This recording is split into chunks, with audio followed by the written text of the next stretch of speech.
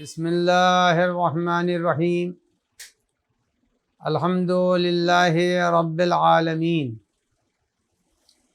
والعاقبۃ للمتقین والنار للعاصین والملحدین والصلاۃ والسلام علی اشرف الانبیاء والمرسلین خاتم النبیین ابی القاسم محمد وعلی آلہ الطیبین الطاہرین المعصومین لا سیما علی بقیۃ اللہ العظم حجت ابن الحسن المہدی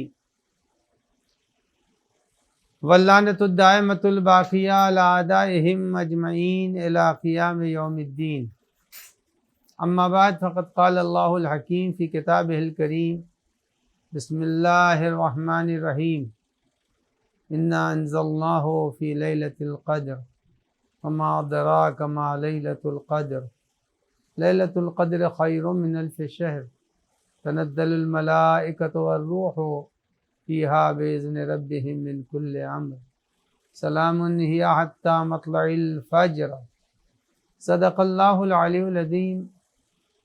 ناظرین محترم،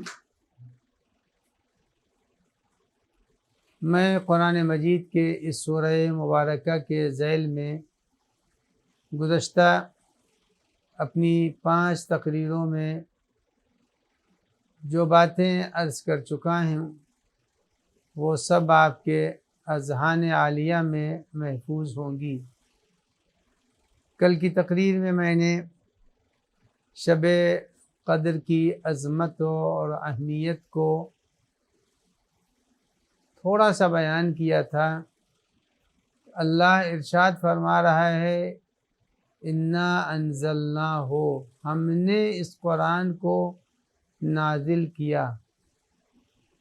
تو پروردگار عالم قرآن مجید کو اپنی طرف نسبت دے رہا ہے کہ میں نے اس قرآن کو نازل کیا، اور اس قرآن مجید کی خوبیاں اور صفتوں کو پروردگار عالم مختلف آیات میں مختلف انداز سے بیان کر رہا ہے کہ اس کا بھیجنے والا ہے کون۔ کبھی کہا انا، کبھی کہا نحنو نزلنا الذکر، انا انزلناہ، اور کبھی اپنے صفتوں کے ساتھ اس قرآن مجید کا ذکر فرمایا کہ اس قرآن کا بھیجنے والا کن کن خوبیوں کا مالک ہے، کن کن صفات کا حامل ہے۔ اس کے نام جس کو سبھی جانتے ہیں، ان ناموں سے اپنے قرآن مجید کو رب العزت نے مربوط کیا ہے، ملایا ہے۔ مثلا اس قرآن کے لیے ارشاد ہو رہا ہے هو الحی القیوم، اللہ حی بھی ہے اور قیوم بھی ہے، ہمیشہ رہے گا، کہیں ایک سرحد ایک حد اس کے لیے نہیں ہے، اللہ ہمیشہ رہے گا۔ اور نزل علیک القرآن، تو قرآن کے نازل کرنے والا حی بھی ہے اور قیوم ہے۔ قرآن کو اپنی حیات ابدی اور قیومیت سے متصل کیا کہ اللہ قیوم ہے، اور جب قیوم ہے تو جس طرح سے وہ ہے بھیجنے والا، جس پائپ میں اگر پانی شفاف ہے تو شفاف آئے گا، اگر شیشی کے اندر شہد ہے تو شہد نکلے گا۔ تو یہ یاد رکھیے کہ جیسی چیز ہے ویسے ہی اس کے اثرات بھی ہیں۔ پروردگار عالم چونکہ حی بھی ہے تو قرآن کے اندر بھی حیات ہے، وہ کبھی مٹے گا نہیں۔ اللہ قائم رہنے والی ذات ہے، کبھی بھی اللہ کی ذات فنا نہیں ہوگی۔ تو دوسری صفت اللہ نے اپنی اکرم بیان کی ہے کہ قرآن کا بھیجنے والا وہ ہے جو اکرم ہے۔ اقرأ وربک الاکرم۔ تو اب معلوم یہ ہوا کہ اللہ نے کبھی اپنی صفت سے اور کبھی اپنے طرف منسوب کیا۔ اس کے بعد قرآن مجید کے لیے ارشاد ہو رہا ہے کہ اس قرآن کا نازل کرنے والا رحمان بھی ہے، رحیم بھی ہے۔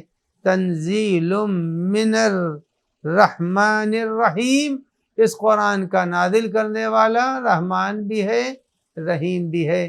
تو قرآن کو فقط انا اور نحنو سے اللہ نے نہیں ذکر کیا ہے، بلکہ اپنی صفتوں کے ساتھ بھی اللہ بیان فرما رہا ہے کہ اس قرآن کا بھیجنے والا رحمان ہے اور رحیم ہے۔ یعنی قرآن سے استفادہ اور قرآن سے مطالب کا اخذ کرنے والا صرف فرقہ یہ ضروری نہیں ہے کہ مسلمان ہی ہو۔ جیسے رحمان فی دنیا، اللہ رحمان ہے اور دنیا کے اندر شمر و یزید و شداد و صدام ہو، اور جتنے بھی دنیا کے ملائین ہیں ملعون، وہ بھی روزی پا رہے ہیں، وہ بھی آکسیجن پا رہے ہیں، اور وہ بھی رزق پا رہے ہیں، وہ بھی دنیا میں جی رہے ہیں۔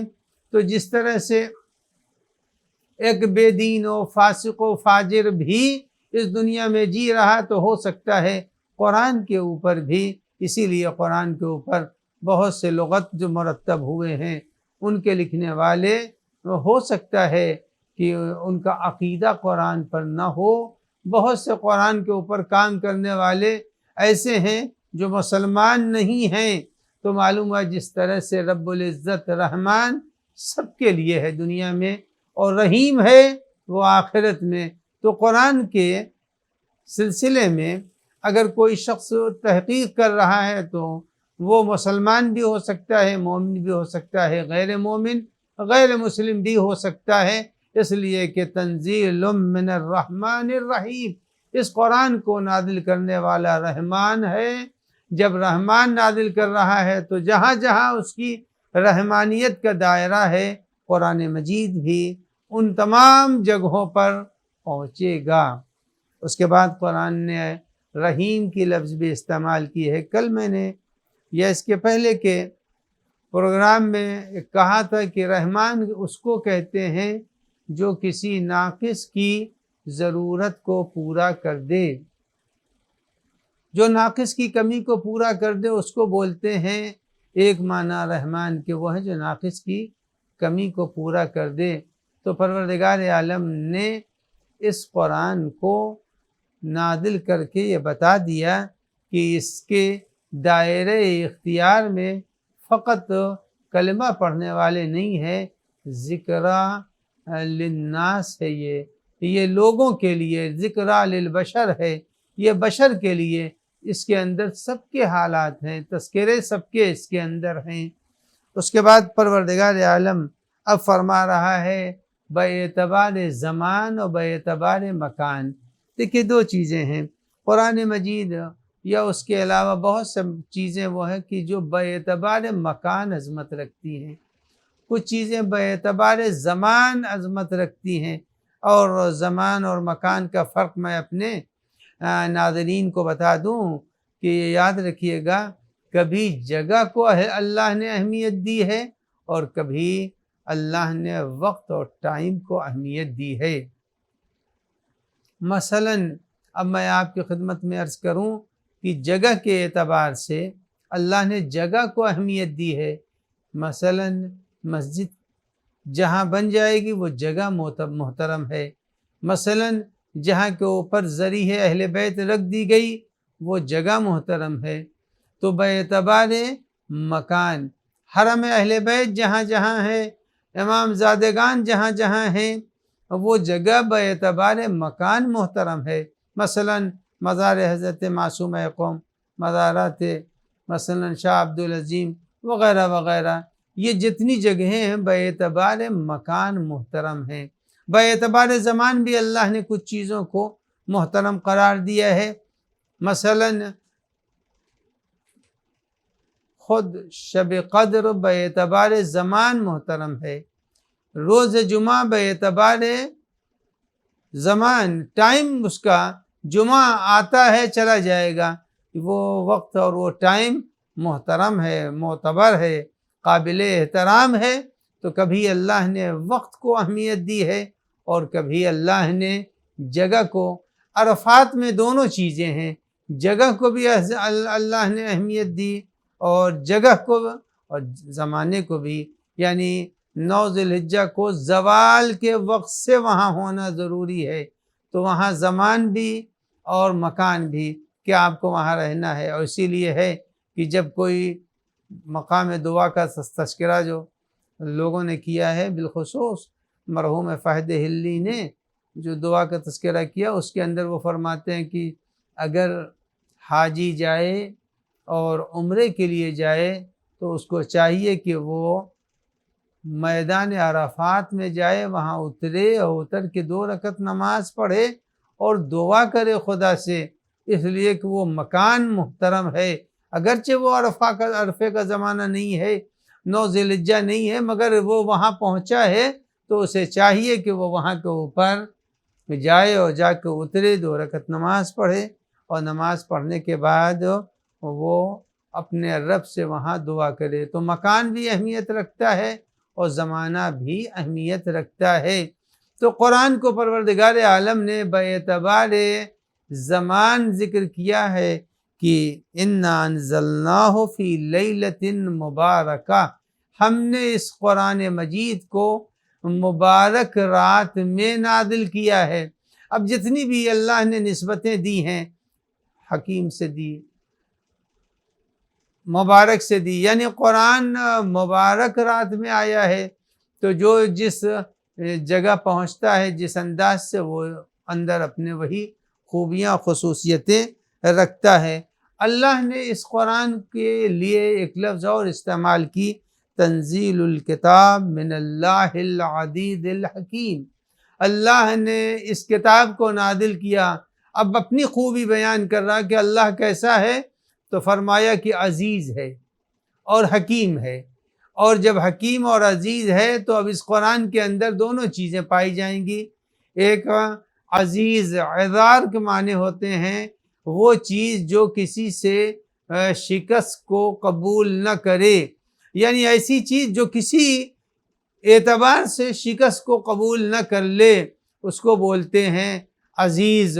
چونکہ اللہ کو کوئی ہرا نہیں سکتا ہے، کسی موقع پر، کہیں کے اوپر، کسی جگہ اللہ کو کوئی ہرا نہیں سکتا۔ بڑے بڑے پیدا ہوئے، فرعون و نمرود و صدام و اوش بش جتنے پیدا ہوئے، یہ سب کے سب کوئی بھی خدا کو نہیں ہرا سکتا، کوئی خدا کو شکست نہیں دے سکتا۔ تو عزیز کے معنی ہوتے ہیں وہ ذات جس ذات کو کوئی شکست نہ دے سکے، اس کو عزیز بولتے ہیں۔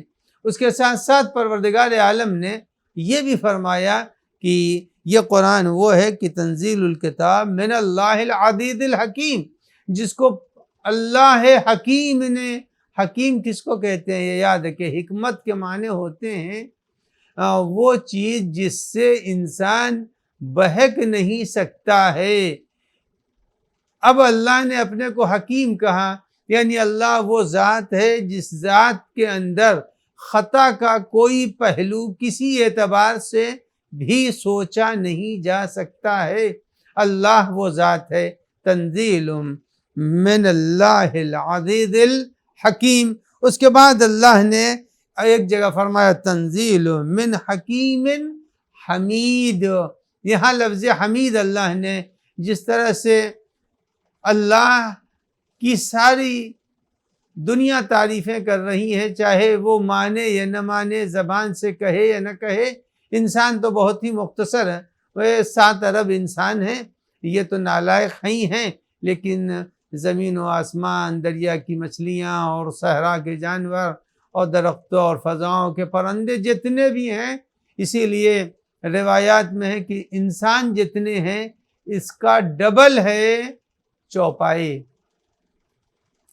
چوپائے یعنی 4 پیروں سے چلنے والے، اور اس کا ڈبل ہے پرندے، اور پرندوں کا ڈبل ہے دریاؤں کے جانور۔ اب آپ اندازہ لگائیں کہ جب پروردگار عالم نے اتنی مخلوق پیدا کی ہے، درخت ہے، سب اللہ کی تسبیح کرتے ہیں، یہ انسان تو نالائق ہی ہے۔ تو جب سب اللہ کی تسبیح کر رہے ہیں تو حمید تو وہی ہے۔ تو جب وہ حمید ہے تو اب یہ یاد رکھیے کہ اللہ نے جب اپنے کو حمید کہا ہے تو جس کتاب کو نازل کیا ہے، دنیا بھی اس کی ابھی عظمت کو اگر نہیں پہچان رہی ہے تو آنے والے دنوں میں اس کی عظمت کو دنیا پہچانے گی، اور ایسا پہچانے گی کہ وہ دیکھتی رہ جائے گی قرآن کے فیوز و برکات و اس کے اثرات جو آنے والے زمانے میں انشاءاللہ آشکار ہوں گے۔ اس کے بعد قرآن فرماتا ہے کہ یہ یاد رکھنا لدینا لعلی حکیم، یہ قرآن ادھر ادھر سے نہیں آیا ہے جیسے کہ کچھ احمق و پاگلوں نے کہہ دیا کہ قرآن میں کچھ آیتیں جو ہیں وہ بڑھا دی گئی ہیں، وہ سب وہ احمق ہے، پاگل ہیں۔ لدینا لعلی حکیم، یہ وہ کتاب ہے جو کتاب اللہ نے خود بھیجی ہے۔ تو یہ یاد رکھیے گا پروردگار عالم قرآن مجید کو جن جن خوبیوں سے اپنی آیتوں میں یاد فرما رہا ہے وہ خوبیاں قرآن میں بہرحال پائی جا رہی ہیں۔ چونکہ قرآن کی خوبیوں کو اگر بیان کیا جائے تو ایک لمبا دور شروع ہو جائے گا، ایک طولانی تقریر ہو جائے گی۔ اب آئیے پروردگار عالم فرماتا ہے کہ یہ شب قدر وہ ہے جو 1000 مہینوں سے بہتر ہے۔ ایک رات 1000 مہینہ، اس کے پہلے بھی میں نے ذکر کیا تھا کہ 1000 مہینوں کے بنتے ہیں تقریباً 84 سال۔ اب آپ اندازہ لگائیں کہ اس رات کو اللہ نے کتنی اہمیت دی ہے۔ ایک رات 84 برس کے برابر ہے۔ اگر آدمی زندہ رہ جائے 84 سال، 85 سال اگر زندہ بھی رہ گیا تو 15 برس تو بچپنے کے گزر جائیں گے۔ اس کے بعد بھی پروردگار عالم نے یہ نہیں کہا ہے کہ اگر کوئی لمبی عمر پائے، نہیں، اگر ایک نوجوان ہے جو ابھی 16 برس کا ہے، 20 سال کا ہے، اگر اس نے شب قدر میں وہ کام کر لیے تو یقیناً پروردگار عالم کہتا ہے کہ ہے تو یہ 20 برس کا، مگر اس کی میں نمازوں کو، اس کے روزوں کو ثواب جب دوں گا تو یہ ثواب اس کے فقط آج کی شب کا ثواب نہیں دوں گا، بلکہ اس کو ثواب جو دیا جائے گا وہ ثواب 84 سال کی عبادتوں کا ثواب دیا جائے گا۔ تو اندازہ لگائیں کہ اللہ نے ایک رات کو 84 برس کی راتوں کے برابر قرار دے دیا ہے۔ 84 سال چھوٹے نہیں ہوتے، معمولی کہنا 84 آسان ہے، 84 سال کی عمریں نہیں پہنچ پاتی کہ لوگ مر جاتے ہیں، ختم ہو جاتے ہیں۔ تو اللہ نے اس ایک رات کو 84 سال کی عبادت کے بقدر قرار دیا ہے۔ اب آئیے ایک بات اور عرض کر دوں کہ اس کو قدر کیوں کہتے ہیں؟ قدر کے معنی کیا ہے؟ قدر کے بہت سے معنی ہیں جس کی طرف میں نے اشارہ بھی کیا تھا، اور آج اس کے ایک معنی کی طرف اشارہ کر دوں کہ چیز ہے زمین کے اوپر جو اللہ کو انجام دینا ہے، اور اس کا پورا پروگرام اور پورا منصوبہ اللہ انجام دیتا ہے اس شب قدر میں۔ لیکن قدر کو ایک اور وجہ، تنزل الملائکۃ والروح، اس بنیاد پر اگر قدر کو دیکھا جائے تو قدر کہتے ہیں کم جگہ کو، کم جگہ کو قدر کہتے ہیں۔ چونکہ آسمان کے فرشتے، زمین پر فقط 2 ہی فرشتے نہیں آتے، فرشتوں کا جھرمٹ ہے، فرشتوں کی بڑی تعداد ہے جو آتی ہے، اور زمین کے اوپر جب بڑی تعداد فرشتوں کی پہنچتی ہے تو عزیزو یہ یاد رکھیے زمین کم پڑ جاتی ہے، چھوٹی ہو جاتی ہے فرشتوں کے مقابلے میں۔ قدر کے معنی جگہ کا کم ہو جانا۔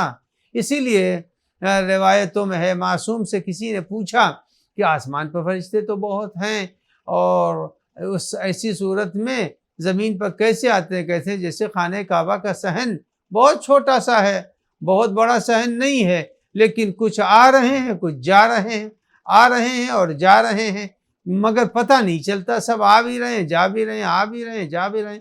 تو زمین کے اوپر اول شب سے سحر تک فرشتے آتے رہتے ہیں اور جاتے رہتے ہیں۔ تو زمین پر اس قدر کثرت سے فرشتے آتے ہیں کہ ان کے لیے زمین پر جگہ نہیں ہوتی۔ جب زمین پر جگہ نہیں ہے تو قدر کے معنی یہ بھی ہیں۔ اب یہ فرشتے آتے ہیں تو کرتے کیا ہیں؟ ان فرشتوں کا مقصد کیا ہے؟ تو چونکہ فرشتے ہیں، معصوم ہیں، تو معصوم سے تو وہی چیزیں صادر ہوں گی جو خیر محض ہے، معصوم سے ایسی ہی چیزیں صادر ہوں گی جس کے اندر سلامتی ہے، سلامن یا حتی ہے۔ تو سلامتی کے علاوہ تو اور کوئی چیز فرشتے سے صادر نہیں ہوگی۔ جس شیشی کے اندر شہد رکھا ہے اسے اونڈے لیں گے تو شہد نکلے گا، جس میں دودھ رکھا ہے دودھ نکلے گا۔ تو جو چیز جیسی ہے اس سے وہی چیز صادر ہوگی، وہی چیز اس سے آپ کو ملے گی۔ اب فرشتے آ رہے ہیں، معصوم فرشتہ آ رہا، جب معصوم فرشتہ آ رہا ہے تو معصوم فرشتوں سے غیر سلامتی کچھ بھی نہیں مل سکتا، صرف سلامتی لے کے آ رہے ہیں۔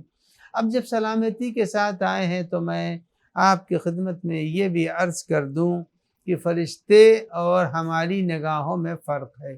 انسان ظاہر کو دیکھتا ہے، فرشتے باطن کو دیکھتے ہیں۔ ہم کسی بھی بز میں جائیں گے، جس وہ سامنے جو بھی بیٹھا ہے، ممبر پر گئے، سامنے دیکھا ایک مجمع بیٹھا ہوا، ہم نے سب کے ظاہر کو دیکھ لیا کہ فلاں صاحب داڑھی رکھ کے آئے ہیں، فلاں صاحب داڑھی مونڈ کر آئے ہیں، فلاں کا کپڑا ایسا ہے، فلاں رنگین ہے، فلاں سفید۔ ہم ظاہر کو دیکھتے ہیں، ہمیں یہ نہیں معلوم کس کی نماز صبح قضا ہے، کس نے اس مرتبہ روزے نہیں رکھے، ہمیں کچھ نہیں معلوم، ہم ظاہر کو دیکھتے ہیں۔ مگر ملک جب زمین پر آتا ہے تو اب روایتوں کی روشنی میں ملک زمین پر جب آئے گا تو وہ روح انسان دیکھتا ہے، اس کی نظر باطن پر ہوتی ہے، اندر جو روح ہمارے اندر کار فرما ہے اس پر اس کی نگاہ ہے، اور جب اس پر اس کی نگاہ ہے تو فرشتے ان روحوں پر اپنی سلامتی کو نازل کرتے ہیں جہاں عبادت ہوتی ہے، جہاں تقویٰ ہوتا ہے، جہاں پرہیزگاری ہوتی ہے، جہاں پابندی دین ہے، جہاں صداقت ہے۔ یعنی جب انسان کے قریب فرشتہ آتا ہے تو فرشتہ ان روحوں کے قریب نہیں جاتا جس کے اندر جھوٹ پایا جا رہا ہو، جس کے اندر فریب پایا جا رہا ہو، جس کے اندر غصب پایا جا رہا ہو۔ فرشتے ان روحوں سے، ان انسانوں سے مصافحہ بھی نہیں کرتے۔ تو جو روایتوں میں ہے کہ فرشتے شب قدر میں آتے اور مصافحہ کرتے ہیں، تو مصافحہ جب کرتے ہیں تو مصافحے کی تاثیر بھی تو کچھ ہونی چاہیے۔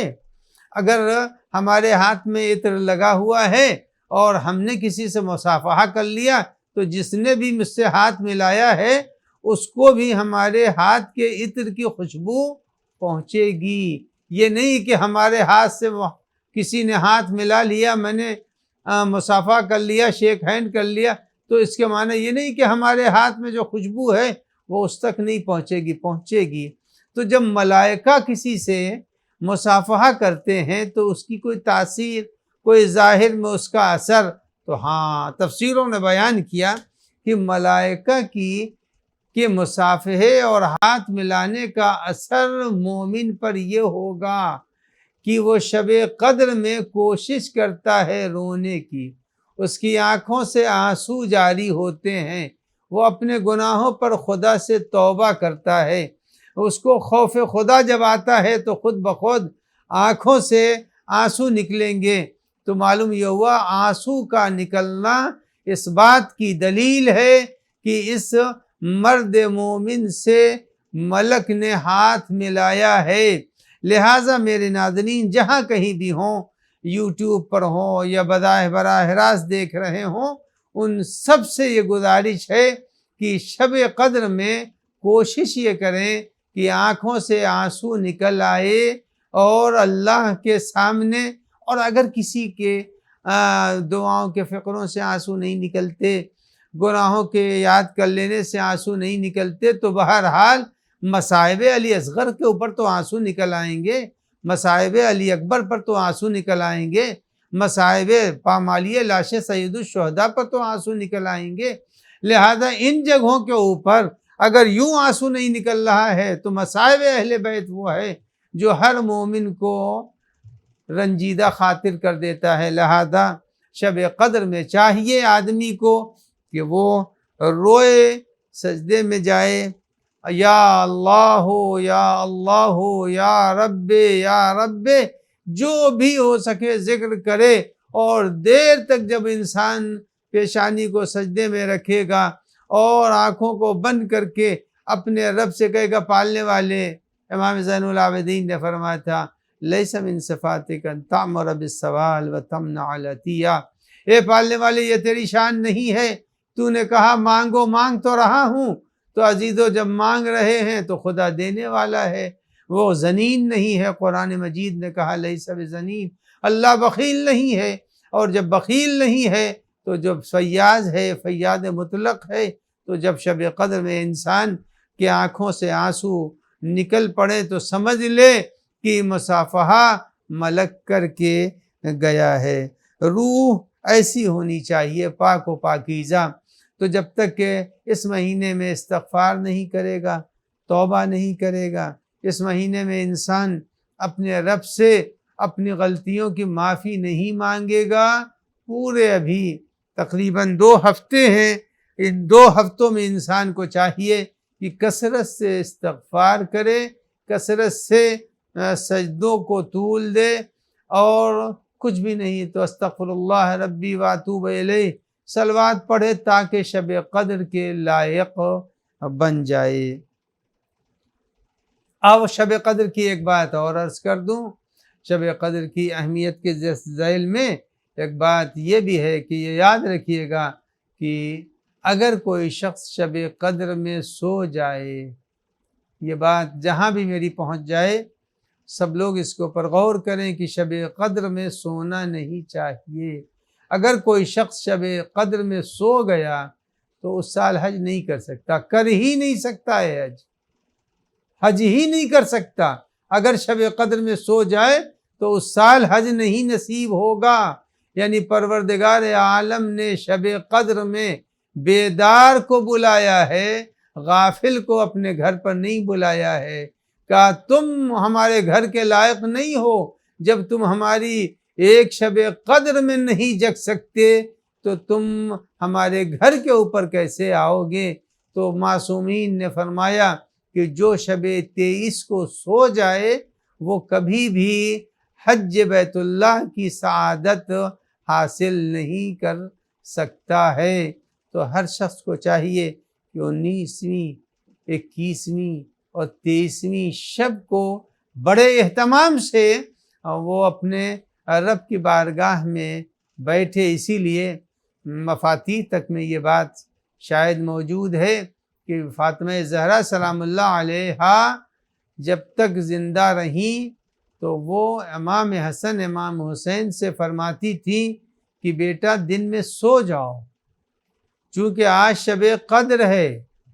کم سن بچے ہیں یہ، ابھی یہ کوئی بڑے بچے نہیں ہیں، کم سن ہے۔ فاطمہ زہرا کی رحلت ہوتی ہے سن 11 ہجری میں، بچے چھوٹے چھوٹے ہیں لیکن سلا دیتی تھی اور فرماتی تھی کہ بچوں سو جاؤ، اس لیے کہ آج شب قدر ہے۔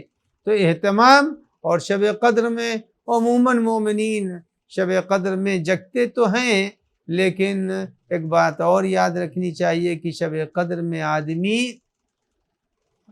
کم کھائے۔ جب کم کھائے گا تو نیند بھی کم آئے گی، اور جب نیند کم آئے گی تو عبادت کا مزہ بھی اس کو ملتا رہے گا۔ تو یہ ہوئی بات شب قدر کی۔ اب آئیے میں اس سلسلے میں اپنی گفتگو کو آگے بڑھاتے ہوئے آپ کی خدمت میں عرض کر دوں کہ جناب موسیٰ سے اللہ کی گفتگو ہوتی ہی تھی، اور جب گفتگو ہوتی تھی تو جناب موسیٰ نے اللہ سے یہ کہا کہ پالنے والے ارید قربک، اے پالنے والے میں تیری قربت، اور جیسے ہم نماز میں کہتے ہیں قربتاً الی اللہ، پالنے والے مجھے تیری قربت درکار ہے، میں چاہتا ہوں پالنے والے تیرے صفات ہم پر میں منتقل ہو جائیں۔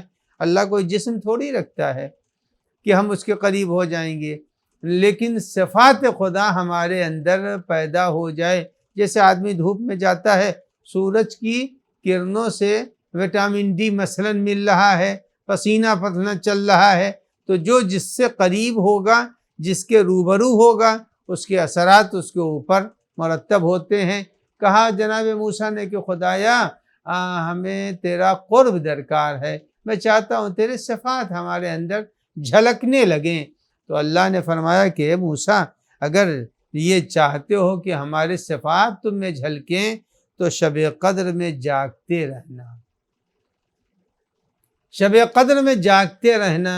اب میں اپنے ناظرین سے کہوں گا شب قدر میں سوئیے گا نہیں، جاگتے رہیے گا۔ پھر جناب موسیٰ نے خدا سے مطالبہ کیا، اے پالنے والے، اپنی رحمتوں سے سرفراز فرما دے، اپنی رحمت سے نواز دے۔ جب اللہ نے کہا اپنی رحمت سے نواز دے تو اللہ نے فرمایا کہ اے موسیٰ، رحمت میری تم تک پہنچے گی، لیکن شرط یہ ہے کہ شب قدر میں تم مسکین پر رحم کرو۔ یہ بہت بڑا اس ماہ مبارک میں چوتھے امام کی دعا میں ہے، اور آپ پڑھتے رہتے ہیں کہ فقراء کے اوپر رحم و کرم ہو۔ تو یاد رکھیے گا، مسکین کوئی ضروری نہیں ہے کہ ہر آدمی جب مانگے تب دیا جائے، نہیں، انسان کو ذہن پیدا کر لینا چاہیے ماں والا۔ دیکھیے ماں خود بچے کو رونے سے پہلے دودھ کا انتظام کر دیتی ہے، بچہ بول نہیں سکتا ہے لیکن پیمپر بدل دیتی ہے۔ تو جس طرح سے ماں بچے کی ضرورت کے اظہار سے پہلے اپنے کو آمادہ کرتی ہے، ویسے ہی اس مہینے میں جناب موسیٰ نے فرمایا کہ پالنے والے مجھ پر رحم کر۔ تو اللہ نے کہا اے موسیٰ، شب قدر میں غریبوں، مسکینوں، ناداروں پر رحم کرو۔ عزیزان گرامی، بہت ثواب ہے ایسے لوگوں کو، جو لوگ کے نادار ہیں، غریب ہیں، ان کی مدد کی جائے۔ اور اگر غریب و نادار نہیں ہیں، اگر ان کا افطار کرا دیا تو وہ اپنی دعا میں بہرحال بدلہ تو اتارنا ہی ہے، وہ اپنی دعا میں شامل کریں گے۔ پالنے والے جن لوگوں نے بھی ہمیں توفیق دی ہے اور اپنے افطار سے سرفراز کیا ہے، یا اللہ ان کی حاجتوں کو، ان کی بیماریوں کو، ان کی پریشانیوں کو، ان کو محفوظ رکھ۔ تو معلوم یہ کہ ایک افطار مسکین کو اپنے گھر میں بلا کر کے دے دینا یا اس کی ضرورتوں کو پورا کر دینا، یہ شب قدر میں جناب موسیٰ سے اللہ نے کہا اگر تم ہماری رحمت کے مطالبہ کرتے ہو تو مسکین پر شب قدر میں، شب قدر یاد ہے، شب قدر میں مسکین پر رحم کرے۔ اس کے بعد فرما رہے ہیں جناب موسیٰ کے پالنے والے، ہم آپ تو کوئی ہمارا شمار ہے ہی نہیں، ہمارا شمار تو بالکل ہی۔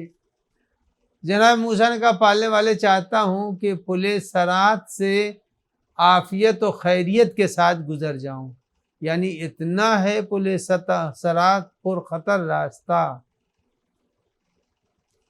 یہ نہیں ہے کہ جناب موسیٰ خدا نخواستہ کوئی عام آدمی تھے، نہیں، پل صراط سے گزرنا عذاب الہی نیچے ہے،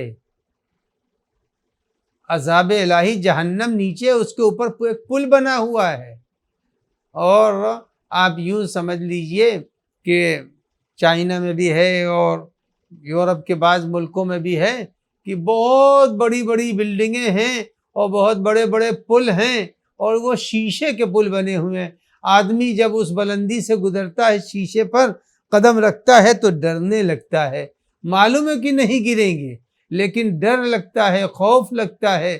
معصوم کو گناہ سے اللہ نے محفوظ رکھا ہے، ان کے نامہ اعمال میں گناہ کا شائبہ بھی نہیں ہے، وہ معصوم ہیں، لیکن نیچے جہنم شعلہ ور ہے، اور شعلہ ور جہنم کوئی چیز نہیں ہے، جہنم غضب خدا ہے۔ تو اللہ کا نبی غضب خدا سے پناہ مانگ رہا ہے کہ پالنے والے ہم کو غضب سے اپنے بچا لے۔